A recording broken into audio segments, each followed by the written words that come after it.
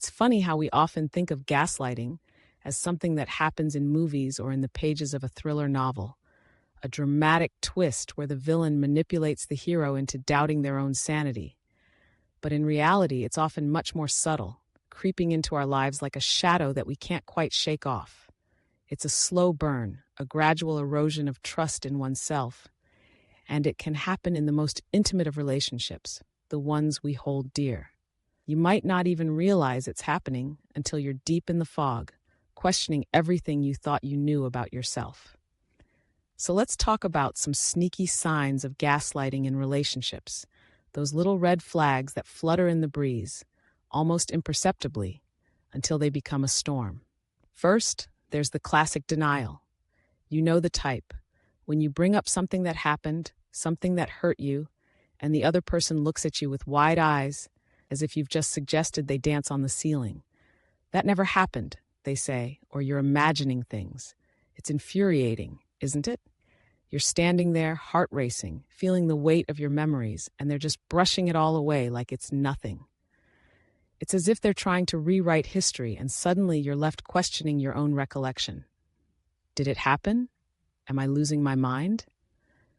The seeds of doubt are planted, and they grow like weeds in your mind, choking out the truth.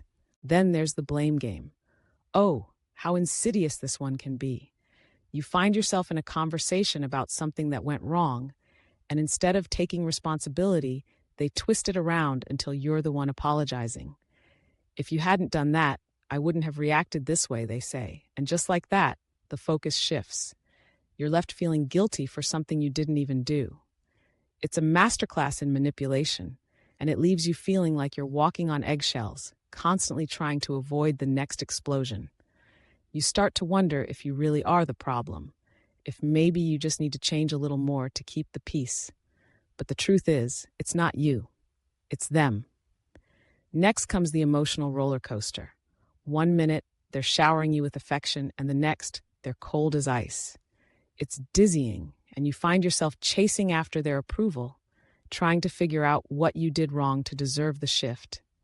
You might even start to believe that their love is conditional, that you have to earn it somehow.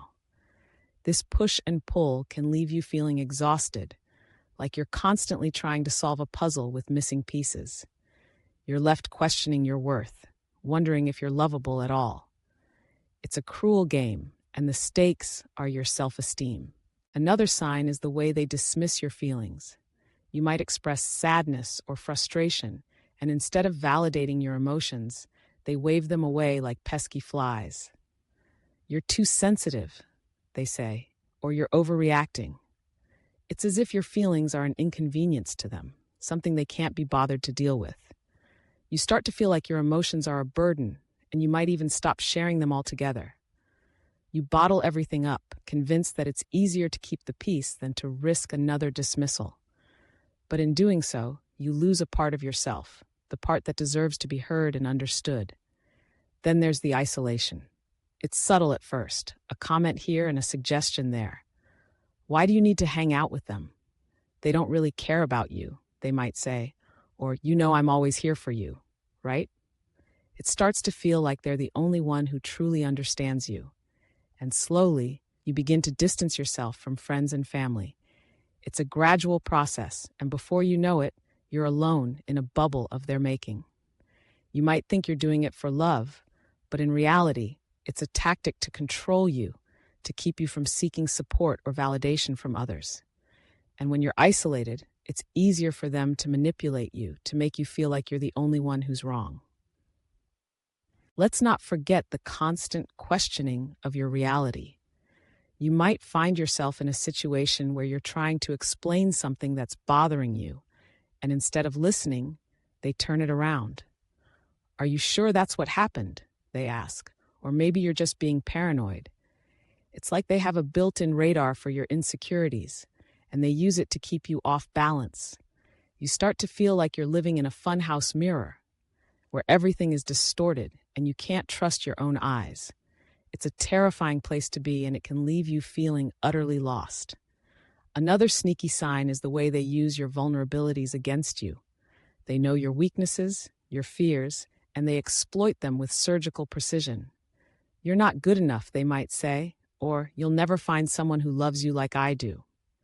It's a cruel tactic, and it cuts deep. You start to internalize those words, believing that maybe they're right. You might even find yourself apologizing for things you didn't do, trying to prove your worth in a relationship that's already toxic. It's a vicious cycle, and it can be hard to break free from the chains they've wrapped around your heart. And finally, there's the gaslighter's charm. This is perhaps the most confusing aspect of it all. They can be incredibly charismatic, charming even, and they often know how to turn on the charm when it suits them. You might find yourself questioning whether you're being too harsh, whether you're misreading their intentions. They can be sweet and loving one moment, and then turn cold and dismissive the next. It's a dizzying dance, and it can leave you feeling like you're the one who's crazy. You might even find yourself defending them to others, trying to explain away their behavior, convinced that you're the one who needs to change. But the truth is, their charm is just another weapon in their arsenal, a way to keep you hooked while they manipulate your reality. So what do you do when you start to recognize these signs? It's not easy, I'll tell you that. The first step is acknowledging that something isn't right. It's about trusting your instincts, even when they're screaming at you from the depths of your gut. You have to remind yourself that your feelings are valid, that your experiences matter. It's about peeling back the layers of doubt they've wrapped around you and reclaiming your sense of self. It's a journey, and it can be painful, but it's necessary if you want to break free from the cycle of manipulation. You might find it helpful to reach out to someone you trust, someone who can provide a fresh perspective. It could be a friend, a family member, or even a therapist. Talking about your experiences can help you untangle the web of confusion and doubt that's been woven around you. It's about finding your voice again, learning to express your feelings without fear of dismissal or blame. It's about reclaiming your power, piece by piece. And remember, it's okay to set boundaries. You don't have to tolerate behavior that makes you feel small or insignificant. You have the right to stand up for yourself, to say, "This isn't okay." It might be scary at first, but with each step you take, you'll find your confidence growing. You'll start to see the light at the end of the tunnel, the possibility of a life free from manipulation and doubt. Gaslighting is a cruel and insidious form of emotional abuse, and it can happen to anyone, but you don't have to suffer in silence. You have the power to reclaim your reality, to break free from the chains that bind you. It's a journey, and it won't happen overnight, but with each step, you'll find yourself moving closer to the truth.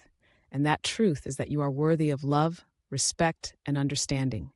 You deserve to be heard, to be seen, and to be valued for who you are.